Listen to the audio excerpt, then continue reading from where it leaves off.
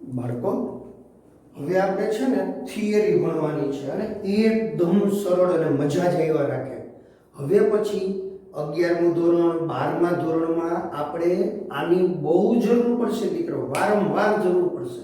એટલે આ થિયરીને તમે બહુ વ્યવસ્થિત રીતે સમજજો. સહેલું છે દીકરાઓ. કેટલાક વિશિષ્ટ વિધેયો અને તેના આલેખ આપણે રફ દોરવાના હોય છે. ગ્રાફ લઈને એમાં દોરવાની જરૂર નથી બાળકો. ક્લિયર? કે હા સર. સમજો, પેલો વિધેય છે તદેવ વિધેય. તદેવ મને કે ત્રિદેવ, મેં ત્રિદેવ નહીં દીકરાઓ. તદેવ વિધેય. Identity function. આઈડેન્ટિટી ફંક્શન એટલે શું ખબર? દરેકને પોતાની ઓળખ હોય કે નહીં? આઈડેન્ટિટી એટલે ઓળખ. દરેકને પોતાની ઓળખ હોય. એમ કોઈ પણ અંક તમે મૂકશો, ધારો કે fx એટલે પોતે ને પોતે, એમ fx બરાબર x, પોતે ને પોતે, પોતાની ઓળખ. ક્લિયર? હવે fx બરાબર x, પોતે ને પોતે. ધારો કે અહીંયા f of 5 મૂક્યા હોય તો તમને જવાબ 5 મળે. અહીંયા 7 મૂકો, જવાબ 7 મળે. 10 મૂકો, જવાબ 10 મળે. -5 મૂકો, જવાબ -5. અહીંયા જે મૂકો એ જ એનો જવાબ. ક્લિયર? કે હા. આનું નામ તદેવ વિધેય. એટલે કે અરિક્ત ગણ એ, જો કોઈ અરિક્ત ગણ એ, ખાસ ધ્યાન દેજો, અરિક્ત એટલે મને કે ખાલી ન હોય એવું, એટલે કે ભરેલું, ગણમાં ઘટકો છે એમ. માટે f a થી a કોઈ વિધેય હોય, f a થી a એવી રીતે વ્યાખ્યાયિત વિધેય હોય કે જેથી fx બરાબર x થાય પ્રત્યેક x belongs to a માટે.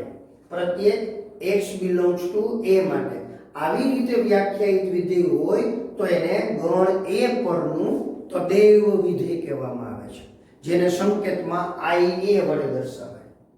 હાવ હેલું. જો કોઈ અરિક્ત ગણ a હોય, f a થી a, fx બરાબર x, પ્રત્યેક x belongs to a થી વ્યાખ્યાયિત વિધેયને શું કહેવામાં આવે? તદેવ વિધેય. ગણ a પરનું. ખ્યાલ આવ્યો? જેને કેમ દર્શાવાય? I બાજુમાં a. હવે એક્ઝામ્પલ આપણે લઈ લઈએ બીજું એક્સ્ટ્રા. કે f n થી n આમ હોય, fx બરાબર x આવું હોય તો એને શું કહેવાય? in. n પરનું તદેવ વિધેય. કારણ આ પ્રદેશ ઉપરનું તદેવ વિધેય છે, આના ઉપરનું. ક્લિયર? સમજાય છે? આના ઉપરનું. અહીંયા જે હોય ને. હવે તમને એમ કે f r થી r, fx બરાબર x, એટલે આ પ્રદેશની કિંમત તમે અહીંયા વારા ફરતી મૂકવાની. વારા ફરતી અહીંયા મૂકો, જવાબ ઈ જ આવશે. તો એને કહેવાય ir. એટલે r પરનું તદેવ વિધેય. બસ આવું હોય. કાંઈ i એ જ હોય એવું ના હોય. અહીંયા કયો પ્રદેશ છે એના ઉપર આધાર રાખે. તમે ભણીને આવ્યા છો n z q r, આ બધું ભણીને આવ્યા છો, એટલે એવું બધું અહીંયા આવી શકે. હવે સમજો આલેખ દોરવાનો છે દીકરાઓ. તમે સમજીને આવ્યા છો, મને ખબર છે. હા, 9મા ધોરણમાં સમજ્યા હતા, 10મામાં થોડું ઘણું ખ્યાલ મેળવો. આલેખ દોરવા માટે ક્રમયુક્ત જોડ હોય. ધારો કે 2 3, આનો મીનિંગ શું? તો કે ભાઈ આ એનો x યામ કહેવાય, આ એનો y યામ કહેવાય. ખબર છે? આ x યામ, આ y યામ, બધું આપણને ખબર છે. પછી આવી રીતે ચરણ હોય, x અક્ષ y અક્ષ, પછી એના ચરણ હોય. પ્રથમ ચરણ, દ્વિતીય ચરણ, તૃતીય ચરણ અને ચતુર્થ ચરણ. ખ્યાલ છે ને તમને? કે હા સર, આ બધું અમને ખબર છે. આ પહેલું ચરણ, એમાં બે ધન હોય, x ને y બે ધન. યાદ આવે છે? આમાં માઇનસ પ્લસ, આમાં માઇનસ માઇનસ અને આમાં પ્લસ માઇનસ. યાદ આવ્યું? આમાં x અને y બે ધન. ધારો કે આમ કે 2 4, તો આપણે જોઈને જ નક્કી કરી લેવાનું કે આ પ્રથમ ચરણમાં છે. -2 -4 આમ બોલે. -2 -4 તો એ ત્રીજા ચરણમાં છે. હા, 2 -4, 2 -4 ચોથા ચરણમાં છે. -2 4 બીજા ચરણમાં છે. આવી ખબર હોવી જોઈએ દીકરાઓ કે આ ખબર જ હશે. 3 0 આ કયા ચરણમાં છે? મન કે એકય ચરણમાં નથી સાહેબ. મેં કીધું સાચી વાત. એકાદો 0 દેખાય ને એ ચરણમાં ન હોય, અક્ષ પર હોય. ચરણ એટલે આનો અંદરનો ભાગ, આ ખૂણાના અંદરના ભાગને ચરણ કહેવાય. આ લીટાને ચરણ ન કહેવાય. એ અક્ષ પર કહેશું આને. ક્યાં બોલશું? અક્ષ પર. આ 3 છે એ x ના સ્થાને છે એટલે x અક્ષ પર આવશે. ક્લિયર? પછી x અક્ષ અને y અક્ષ જ્યાં છેદે એને ઉગમ બિંદુ કહેવાય. એ કે આ તો દીકરાઓ આ તો ખાલી મેં સમજાવ્યું છે. હવે આના માટે રેડી? આના માટે fx બરાબર x. r ની ગમે કિંમત, કારણ કે તમે જે x અક્ષ ને y અક્ષ લેશો ને દીકરાઓ, આ x અક્ષ ને y અક્ષ આપણે લેશું ને એમાં કિંમત આપણે આની મૂકીએ, r થી r આ કિંમત મૂકીએ તો એના માટે શું થયું? જો આ કિંમત છે ને ઈ આખી સંખ્યા રેખા એટલે બિલોંગ્સ ટુ r હોય. અહીંયા પણ આખી સંખ્યા રેખા એટલે બિલોંગ્સ ટુ r. અને r કહેવાય બિલોંગ્સ. આમાં જે કઈ સંખ્યા હશે એ r માં આવેલી હશે. આમાં સંખ્યા હશે r માં આવેલી હશે. આ 1 આ 2 3 1 2 3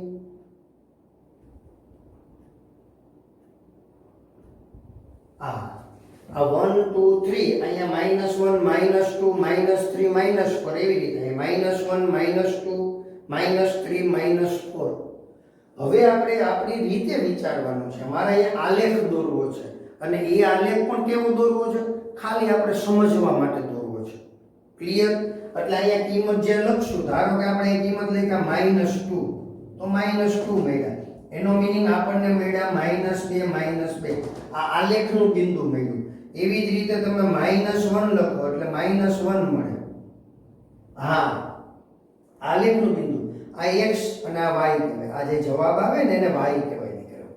હા, જવાબ આવે એને શું કહેવાય? y. આ સામેની બાજુ અહીંયા જે કઈ આવે ને એને fx પણ કહેવાય અને y પણ કહેવાય. ખ્યાલ આવ્યો? આ તમારે જોડ લખવી હોય તો આમ લખી શકો, x fx આમ લખી શકો. આ બે વસ્તુ એક જ છે. અહીંયા પ્રદેશની કિંમત મૂકો અને અહીંયા મૂકવાથી જે જવાબ આવે એ અહીંયા, અને y પણ કહેવાય. હવે આગળ જતા ઘણી વખત y fx એવું આપણે આમ લઈ લેશું. સર્વસામાન્ય રીતે આવતું હોય દીકરાઓ, એ સ્વીકારી લેવાનું. આપણે લેતા જ હોઈએ. આ ખબર હોવી જોઈએ કે ન્યા જે છે આને x યામ અને y યામ, પણ y યામ એ હકીકતમાં fx છે. શું છે? fx. એટલે આ fx છે. આ આવે ને fx. આ fx છે. અહીંયા કિંમત મૂકો, આ જવાબ આવે. હાલો, હવે આપણે f0 મૂકો તો 0 0 જવાબ આવશે. f1 મૂકો તો અહીંયા આપણે જે મૂકીએ એ જ અહીંયા જવાબ છે. અહીંયા મૂકો એ જ અહીંયા લેવાના છે એટલે 1 1. તો આ બધા બિંદુઓને આપણે આલેખમાં દર્શાવવાના છે. 0 0 એટલે અહીંયા આવે. ક્લિયર? હવે 1 1 એટલે પહેલું ચરણ, x ની કિંમત 1, y ની કિંમત 1. યાદ કરો. પછી -1 -1 એટલે અહીંયા આવે. ક્લિયર?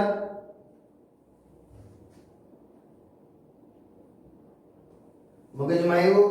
-2 એટલે અહીંયા આવે. હવે આ બધા બિંદુઓને જોડી દઈએ એટલે આખી રેખા તૈયાર થાય. આવી રેખા. અહીંયા ભાઈ આપણે માપ સાઈઝ વ્યવસ્થિત લીધી ના હોય, અટકળે હાલતું હોય, બધું યાદ છે ને? તમારે પણ વ્યવસ્થિત રીતે લેવાનું છે. હવે દીકરાઓ આ તો મેં કઈ કિંમત લીધી હતી? એ તો આપણને સરળ પડે ને એવી કિંમતો લીધી હતી. જ્યારે અહીંયા તો કોણ છે? Belongs to r. એટલે અહીંયા આવે 0.3 0.3 0.4 0.4 0.5 0.5 0.6 0.6 એ આવે વચલી કિંમત. અઢળક કિંમતો આવે. જો n થી n હોય ને તો આ લીટી દોરી જ ન શકાય. અત્યારે હું આ જે લીટી દોરીશ ને હમણાં, આ જે આલેખ દોર્યો દીકરાઓ, ઈ કેનો છે? આ આલેખ દોર્યો એ શું છે દીકરા? એક બિંદુ અહીંયા એવું, એક અહીંયા, અહીંયા, અહીંયા. ઈ જે લીટી છે એ તદેવ વિધેયનો આલેખ કહેવાય. આ જે આલેખ આવ્યો ને તદેવ વિધેયનો આલેખ કહેવાય. અહીંયા બિંદુ હોય જ, અહીંયા બિંદુ હોય જ. ક્લિયર? આપણે એ બધા દર્શાવી ન શકીએ. બિલોંગ્સ ટુ આર છે એટલે. મને કે સર n થી n હોત તો મેં તો આવો લીટો જ ન કરી શકે, ખાલી ટપકા આવે બધા. આ બધા ટપકા આવે, લીટો આવે નહીં. આમ રેખા ન દોરી શકાય. રેખા દોરો છો એનો મીનિંગ એવો થયો કે અહીંયા બિંદુ છે, આપણે લખ્યું નથી. રેખા પરનું દરેકે દરેક બિંદુ આનું પાલન કરે, આનું પાલન કરે. પણ આમ હોય અને રેખા દોરો તો ન ચાલે. કારણ રેખા પરનું આ બિંદુ છે ઈ n માં આવેલું કહેવાય નહીં, n માં આવેલું કહેવાય નહીં. એટલે આ જે છે એનો આલેખ આ છે, r થી r એનો આલેખ આ છે. સમજાય છે વ્યવસ્થિત કે હા સર? બસ આપણે ખાલી મગજમાં આવો આઈડિયા હોવો જોઈએ કે એકમ હોય, એકમ વિધેય, એનો આલેખ આ પ્રકારે દોરી શકાય. r થી r હોવો જરૂરી છે. શું હોવું જરૂરી છે? r થી r. એ પહેલા ચરણમાં ત્રીજા ચરણમાં જ આવશે, આમ નહીં આવે. ક્લિયર? મગજમાં આવ્યું? આવી જ રીતે આવશે. હવે અહીંયા આવશે એ 2 2 હશે, 3 3 હશે, 4 4 હશે. આમ ચાલ્યું જ જશે, એમ અહીંયા ચાલ્યું જાય. અને આ વચ્ચેની અઢળક કિંમતો માટે પણ એ સાચું છે, કારણ k belongs to r. Ready? આ તો આપણે સમજવા માટે લખ્યું. કોઈને ઈચ્છા થાય મારે દોઢ લખવા છે, r એક ટૂંકમાં 1.5, તો અહીંયા જવાબ આવે 1.5. એટલે દોઢ અહીંયા આવે, અહીંયા દોઢ આવે. આ દોઢ અને દોઢ આમ બે ભેગા થાય, અહીંથી આમ અને અહીંથી આમ બિંદુ આવે. એ બિંદુ આલેખનું બિંદુ મળે. ચાલો, તમે આ તદેવ વિધેય હવે સમજી ગયા છો. આ સમજાઈ ગયું છે. in, ir, આ એની મેઇન વ્યાખ્યા. આ બધું તમારે તમારી બુકમાં થિયરી ભાગમાં લખવાનું છે દીકરાઓ. હવે આના પછી આનો સ્ક્રીનશોટ લઈ લો, એટલે આના પછી આપણે બીજા વિધેય વિશે ભણીએ. આજે આપણે આ થિયરીમાં આવું જ ભણવાનું છે દીકરાઓ. બાળકો, હવે આપણે ભણવાનું છે અચળ વિધેય. હાવ હેલું છે, હાવ હેલું. જે વિધેયનો વિસ્તાર એકાકી ગણ હોય, જે વિધેયનો વિસ્તાર કેવો હોય? એકાકી ગણ હોય, માત્ર એક જ જવાબ આવતો હોય, એવા વિધેયને અચળ વિધેય કહેવાય. હાવ હેલું. જો એમનો સમજો, અહીંયા 1 2 3 4 5 6 આવું કંઈક છે. અહીંયા 4 5 6 7 8 અહીંયા. હવે બધા આમ 5 સાથે જ જોડાતા હોય, તો આનો વિસ્તાર શું કહેવાય? એકાકી ગણ કહેવાય. ખ્યાલ આવ્યો? આના બધા જ ઘટકો એ માત્ર અહીંયા એક જ ઘટક સાથે જોડાતા હોય એટલે એનો વિસ્તાર કહેવાય. એનો વિસ્તાર એકાકી ગણ કહેવાય. ખ્યાલ આવે છે?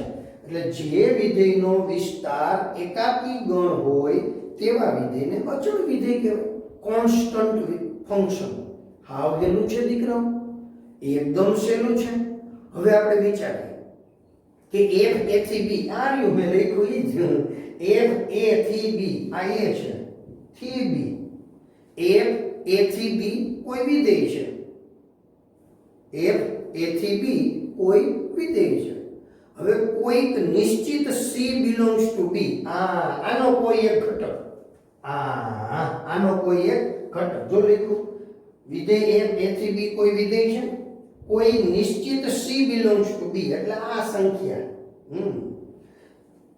અને f a થી b fx બરાબર c. અહીંયા આપણે શું થયું? fx બરાબર 5. આ fx બરાબર 5 છે, કારણ કે તમે ગમે તે મૂકો.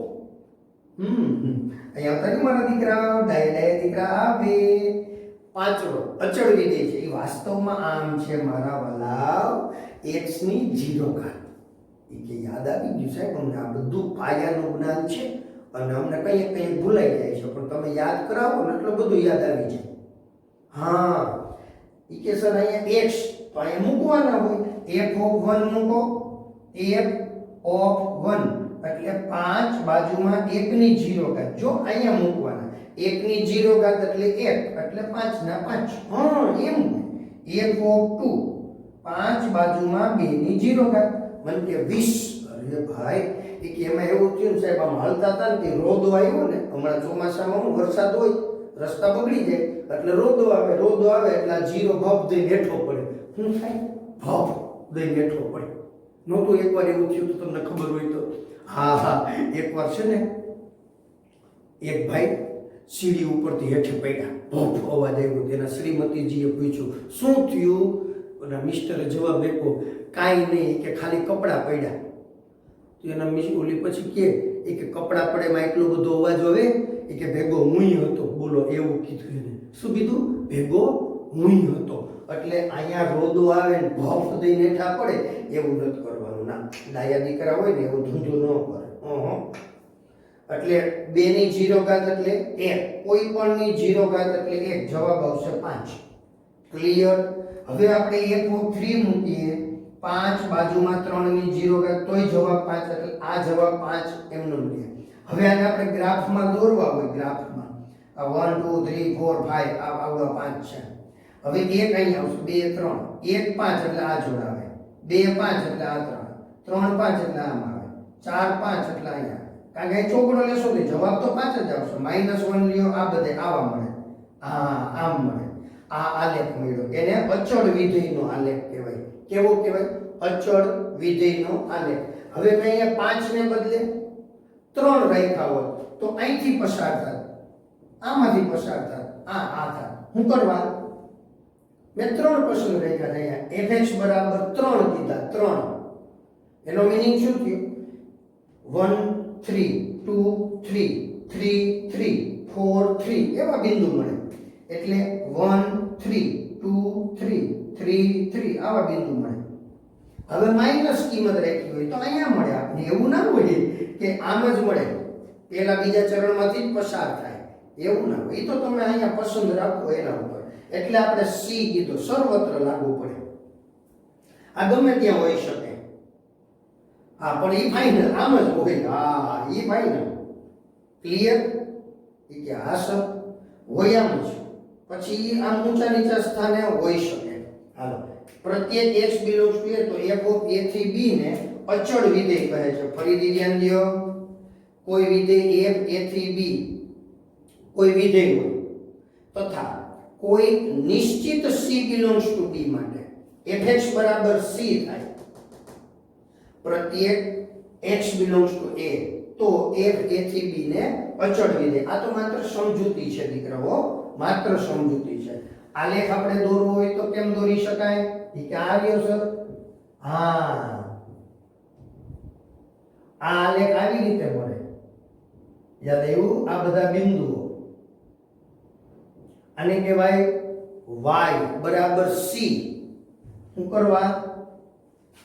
અહીંયા જે છે, ધારો કે મેં 5 કીધા હતા, તો આ લીટી છે ને, આ રેખા, એને y બરાબર 5 કહેવાય. આ રેખાને y બરાબર 3 કહેવાય. કારણ કે આ રેખા ઉપર ગમે ત્યાં જઈએ y નું મૂલ્ય 3 જ રહેશે. આ રેખા પરના દરેક બિંદુ માટે y નું મૂલ્ય 5 રહે. એમ આ રેખા પરના દરેક બિંદુ માટે y નું મૂલ્ય c રહેશે. એટલે એને y બરાબર c કહેવાય. આ એનો આલેખ થયો દીકરાઓ. ચાલો સ્ક્રીનશોટ લઈ લ્યો દીકરાઓ. એકદમ સરળ છે હો. ચાલો બાળકો, હવે આ ત્રીજો પ્રકાર બહુપદીય વિધેય. એકદમ સહેલી બાબત. હા, એકદમ સહેલું.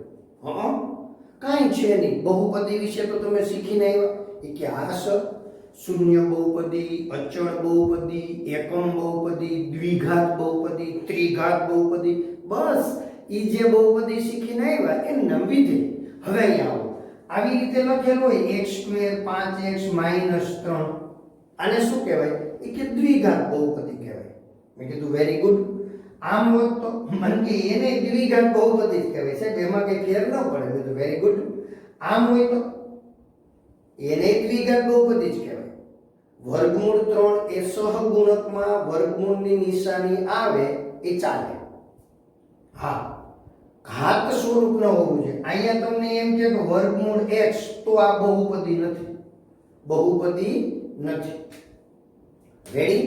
બહુપદીની ઘાત અનઋણ પૂર્ણાંક હોય, એટલે ઋણ ન હોય, અનઋણ પૂર્ણાંક હોય. ચાલો, એ બધી આપણને ખબર છે દીકરાઓ. તો આ જે વાત કરી રહ્યા છે બહુપદી વિધેય, એનો સ્પષ્ટ આલેખ ન હોઈ શકે. કારણ તો કે સર દ્વિઘાત હોય તો એનો આલેખ જુદો હોય. આપણે ગયા વર્ષે શીખીને આવ્યા છીએ 10મા ધોરણમાં. હા, ખબર તમને આમ આવતા આમ જુદું જુદું યાદ આવ્યું? આવી રીતે આમ હોય, આ એક જ બિંદુમાં છેદે છે એક અક્ષને. ક્લિયર? આ સુરેખ બહુપદીનો આલેખ કહેવાય. પછી કોઈ હોય તો આમ હોય તો આને એક અક્ષને છેદતું નથી, પણ આ દ્વિઘાત બહુપદીનો આલેખ છે. આવું હોઈ શકે આમ. તો એ એક અને એક બે બિંદુમાં છેદે. ક્યારેક આવી રીતે આમ હોય તો અહીંયા એક જ બિંદુમાં છેદે. કોઈ આલેખ તમે આવા દોરીને આવેલા છો અને જોયું છે આમ 1 2 અને 3, તો આ ત્રિઘાત બહુપદીનો આલેખ છે. ખ્યાલ આવ્યો? હવે કહેવાનો મારો મીનિંગ એ છે કે એના દરેકના આલેખ અલગ અલગ હોય, માટે આપણે એને અહીંયા આલેખ સ્વરૂપે દર્શાવવાની જરૂર નથી. તમે સમજો કે બહુપદી વિધેય એટલે શું? તો કે બહુપદી હોવી જોઈએ. અહીંયા ખાલી તમને મેં આમ લખી દીધું છે, આમ fx a0 a1x a2x² plus up to plus anx. આ લખવામાં સારું લાગે એટલે આવું લખ્યું છે દીકરાઓ. આ છે ને a0 એટલે અચળ પદ, a1x એટલે x વાળું પદ, a2x વર્ગ એટલે વર્ગ વાળું પદ. અહીંયા 0 ઘાત, પછી અહીંયા 1 ઘાત, પછી 2 ઘાત, પછી 3 ઘાત, આમ કરતા કરતા n ઘાત. એટલે આ અહીંયા ઘાતના ચડતા ક્રમમાં ગોઠવેલી છે. આપણે હંમેશા એવું જોવા ટેવાયેલા છીએ કે બહુપદી ઘાતના ઉતરતા ક્રમમાં હોય. અહીંયા ખાલી બહુપદી ચડતા ક્રમમાં ગોઠવેલ છે દીકરાઓ. ચિંતા તમારે કરવાની થતી નથી. આ a0 એટલે અચળ પદ, અહીંયા a1 એટલે x નો સહગુણક, હા, a2 એટલે x વર્ગનો સહગુણક, plus up to plus an x raise to n એટલે n સુધીની ગમે એવડી આવે. અહીંયા n બરાબર 5 લ્યો તો a0 a1x a2x વર્ગ a3x cube a4x raise to 4 a5x raise to 5 ને પૂરું થઈ જાય. અહીંયા n બરાબર 5 લઈએ તો x રેઝ ટુ 5 આવે, તો એ 5 ઘાત વાળી બહુપદી કહેવાય. 10 લઈએ તો 10 ઘાત વાળી બહુપદી કહેવાય. તો n લઈએ તો એને n ઘાત વાળી બહુપદી કહેવાય. એમાં નવું શું છે? 4 લઈએ n બરાબર 4 તો એને 4 ઘાત વાળી બહુપદી કહેવાય. હાવ હેલું પોલિનોમિયલ ફંક્શન પ્રત્યેક x belongs to r. પ્રત્યેક x belongs to r, f r થી r fx બરાબર જો આખી બહુપદી લખેલી રહે ને n ઘાત વાળું બહુપદી વિધેય કહેવાય. n ઘાત વાળી. રેડી? જ્યાં n છે એ તો અનઋણ પૂર્ણાંક છે, વાત જ કરી.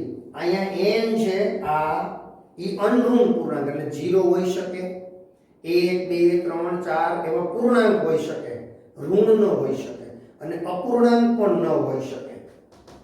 a0 ઈ પછી ગમે એ હોઈ શકે. તો હમણાં જ મેં તમને સમજાવ્યું કે સહગુણક બિલોંગ્સ ટુ r હોય.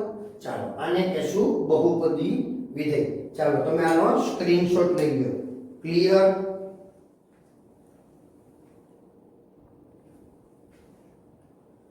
હવે સમય વિધેય તો તમને ખ્યાલ જ હોય બાળકો. અંશ અને છેદ આવે. શું આવે? અંશ અને છેદ. હવે અંશની અંદર પણ બહુપદી હોય, છેદમાં પણ બહુપદી હોય. એટલે ગમે તેવું એવું ના હોય. આમ હોય x વર્ગ 5x ને 3 x માઈનસ 2. આને શું કહેવાય? તો કે બહુપદી. આને તો કે બહુપદી. હવે આ બહુપદી અંશમાં છે, અહીંયા બહુપદી છેદમાં છે. અંશ અને છેદ હોય એનું નામ સમય. એ આપણે સિમ્પલ વાત સમજવાની વાત છે ભાઈ.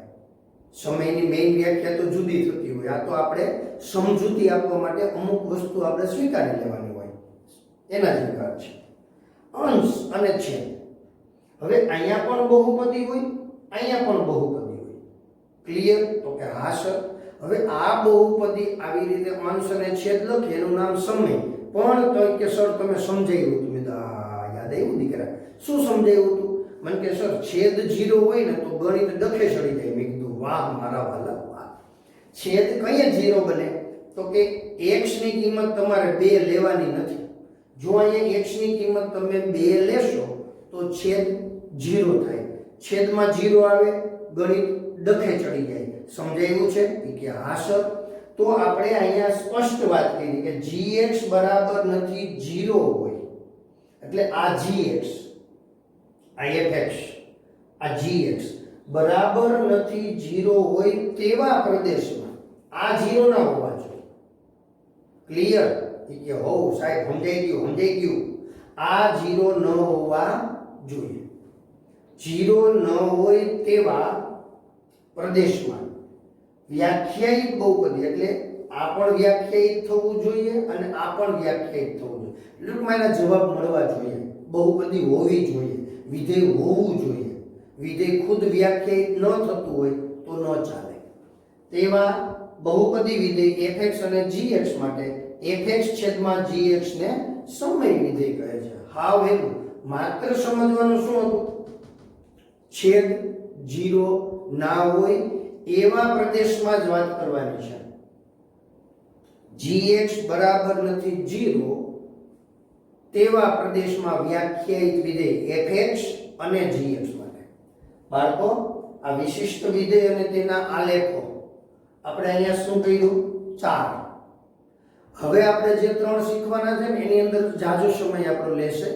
આ લેક્ચર લાંબો થઈ જશે એટલે આપણે એને પાર્ટ 1 માં લઈ લેશું અને થિયરી પાર્ટ 2 એમાં હવે આના પછીના વિધેયની ચર્ચા કરશું. એમાં પણ બહુ વ્યવસ્થિત રીતે સમજાવવું પડે એમ છે. ક્લિયર? સમજાઈ ગયું? ચાલો આનો સ્ક્રીનશોટ લઈ લો બાળકો અને નોટબુકમાં લખી રાખો. આના પછી પણ હજી આપણે 3 વિધેયો ભણવાના છે. ખ્યાલ આવે છે મારા વાલાઓ? કે હા સર, અમને સમજાઈ ગયું. અત્યારે આપણે સમય વિધેય પૂરું કર્યું, પછી માનાંક વિધેય, ચિહ્ન વિધેય અને મહત્તમ પૂર્ણાંક ભાગ વિધેય એવું આપણે ભણશું.